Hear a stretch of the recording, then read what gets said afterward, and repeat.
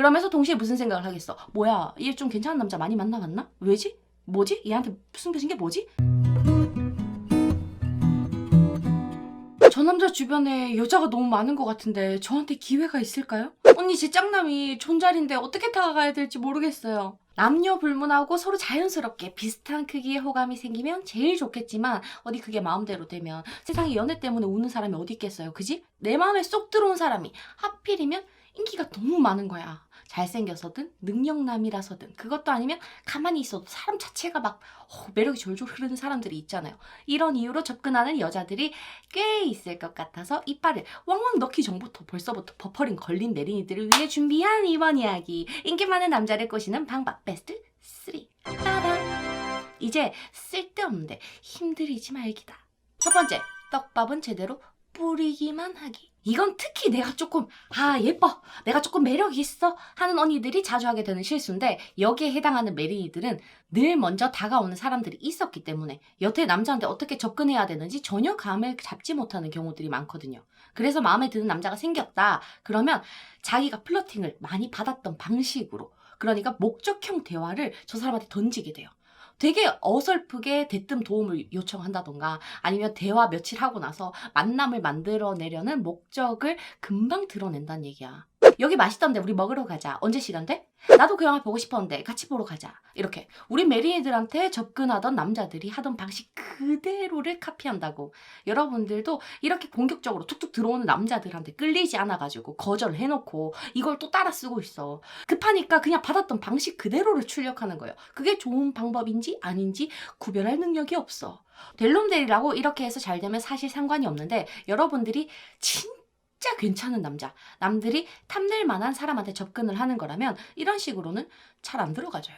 우리 메리니들 말고 다른 여자들도 다 이런 방법으로 쟤한테 플러팅을 넣고 있거든. 컨트롤 CV란 말이에요. 그 순간 여자 1, 여자 2, 여자 3이 되는 거예요. 여럿이 있는 자리에서 만났다면 남들과 비슷한 크기의 호감, 또는 남들보다 정말로 미약하게 되게 조금 만한 호감을 더 보이는 건 나쁘지 않아요. 소개팅이나 1대1의 만남이라면 호의적인 태도를 먼저 보이는 것도 괜찮아. 그리고 연락할 때도 마찬가지로 호의적인 태도를 유지하는, 그 떡밥을 뿌리는 것까지도 너무 좋단 말이에요. 근데 이 떡밥을 만남으로 회수하려고 하지는 말아요.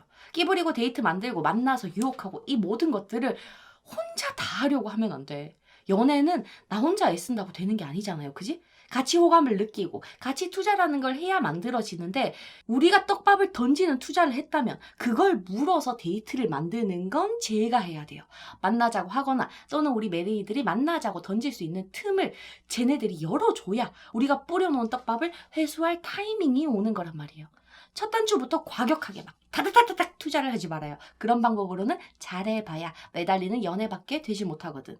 이런 식으로 우리가 행동하면 저쪽에서는 의아해지게 돼요. 그러니까 떡밥을 던져놓고 회수를 안 하면. 보통 여자들이 자기한테 연락이 왔었거든. 그리고 이만큼 호의를 보인 여자 같았으면 만나자고 지네들이 말하는데, 뭐지 얘는? 왜 만나자고 들이대질 않지? 하니까 오히려 편하면서도 헷갈리는 기분들을 느끼게 된단 말이야. 우리도 연락 좀만 하면 계속 만날 기회를 파고드는 남자들, 그런 남자들의 목적형 대화를 겪어봤잖아요. 과거에 한번 떠올려봐. 예전에 한번 있을걸? 이게 자꾸 반복되면 얘랑 연락만 하게 돼도 거절할 생각을 먼저 하게 되기 때문에 엄청 불편해지고 껄끄러워진단 말이에요. 그러니까 살짝 둘러갈 필요가 있어요. 이렇게 말하면 메리니들 중에 한 명은, 언니 손 놓고 있다가 다른 여자가 채가면 어떡해요? 조급해하지 말아요. 저 남자가 처음에 나를 엄청나게 매력적인 여자로 봤어. 그럼 데이트 정도 만드는 투자는 생각보다 빠르게 나와요. 근데 안 나온다. 그럼 쟤도 나를 엄청나게 매력적으로는 안 봤다는 거거든. 어차피 억지로 우리가 만남을 만들어내도 거기서 이빨을 왕왕 넣기 어려운 상황이라는 거예요. 그럼 친밀감부터 만들어야 되는 거라고. 시간이 되게 조금 더 걸리겠지만 실패는 아니에요. 걱정하지 마. 알겠지? 두 번째, 특별하게 접근하기. 그럼 이제 만남을 회수하는 동안에 우리는 뭘 해야 되냐? 예상치 못한 대화로 흥미를 잡아야 돼요. 그러려면 똑같은 방식으로 접근해서는 안 되겠지. 그지? 이 인기 남들한테는 여자들이 많아요. 이미 거쳐갔든 실제로 사귀지 않더라도 썸이든 주변에 이빨을 왕왕 물려고 막 들어오는 여자들이 되게 많단 말이야. 다 탐나거든. 왜? 딱 봐도 매력적이니까. 그래서 쉽게 여자들이 홀리고 그 남자한테 접근하려고 끼부리는 애들이 붙게 돼 있어. 근데 그런 여자들이 하나같이 공통적으로 하는 실수가 있어. 마음이 조급해서 여유를 잃고 그 사람을 알아가려는 질문들을 놓치게 되는 거. 이게 큰 실수예요. 어떻게든 만남을 만들려고 어떻게든 채우려고 끼부리기 바쁘지 정작 저 남자를 알아가려고 들질 않는단 말이에요.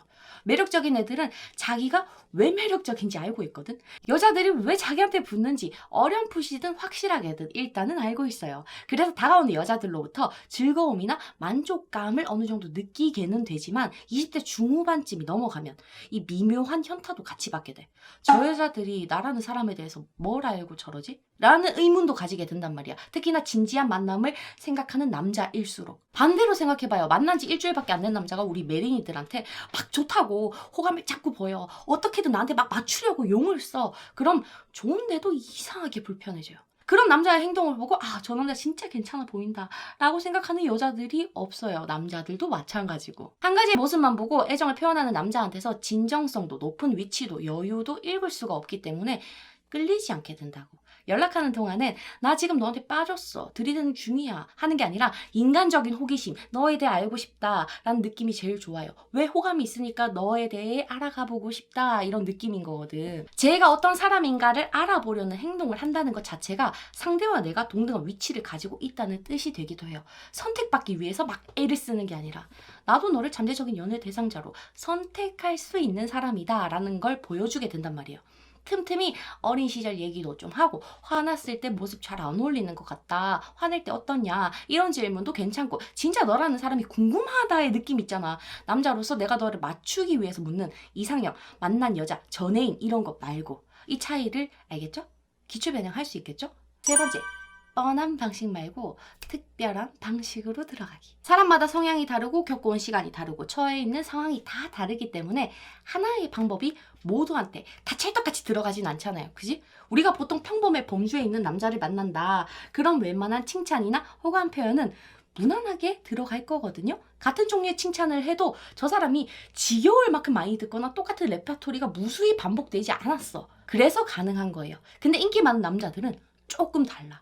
이미 수도 없이 같은 방식의 칭찬을 반복적으로 들었던 사람이란 말이에요. 제일 쉬운 예가 어떤 거냐면 능력이 좀 대단한 남자들한테 다가가는 여자들은 높은 확률로 그 남자의 노력을 칭찬해요. 그렇게까지 한다고 진짜 고생 많이 했겠다. 대단하다. 난 너의 숨겨진 노력을 봐줄 수 있는 되게 괜찮은 여자다. 막 이런 걸 어필하고 싶어 하지만 사실은 이거 되게 안 들어가요. 왜? 다들 그렇게 했거든. 다른 여자들도 이미 다 해서 진짜 뻔하게 감흥도, 인정도, 만족감도 주지 못하는 칭찬이에요. 차라리 그럴 때는 어떻게 그렇게 성공했는지를 묻는 게 훨씬 더 특별해요. 만약에 저 남자가 비코로 엄청나게 뿔렸어. 가지고 있는 것들을. 그래서 그 사람한테 들어갈 때는 진짜 부럽다. 나 이런 차트 보고 했는데 이상하게 망하더라고요. 델론델인가? 뭐야 신기해. 어떻게 한 거예요? 이렇게 대놓고 네가 이룬 것들이 부럽다. 나 그만큼 번 사람 처음 봤다. 너무 신기해. 하는 게 노력 칭찬보다 나아요. 얘는 노력했고 성공했잖아요. 그럼 성공부터 봐주고 친해지면서 자기가 노력한 것들, 포기했던 것들을 스스로 게시했을 때 그때 그걸 칭찬해주는 타이밍이 오는 거예요.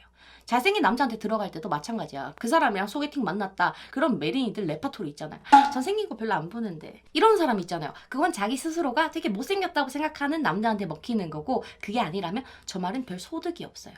나 얼굴 안 본다. 얼굴을 가진 사람한테 나 얼굴 안 본다는 의미가 없다는 거야. 특히나 우리 메린이들이 잘생긴 애한테 꽂혔다. 그러면 생긴 걸 본다고 얘기해야지. 쟤는 지가 잘생긴 걸 알고 있는데 얼굴을 안 본다 그러면 더 난국이란 말이에요.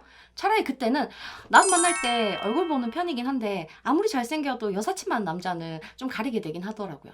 이 정도는 해야 저 사람이 나는 여사친 많은 사람은 아니다 라는 반박을 하면서 내 이상형에 맞춰주는 미약한 투자를 발생시키게 되거든요. 아니다를 함으로써 나한테 잘 보이기 위해 애를 쓰게 된단 말이야. 그러면서 동시에 무슨 생각을 하겠어? 뭐야, 얘 좀 괜찮은 남자 많이 만나봤나? 왜지? 뭐지? 얘한테 숨겨진 게 뭐지?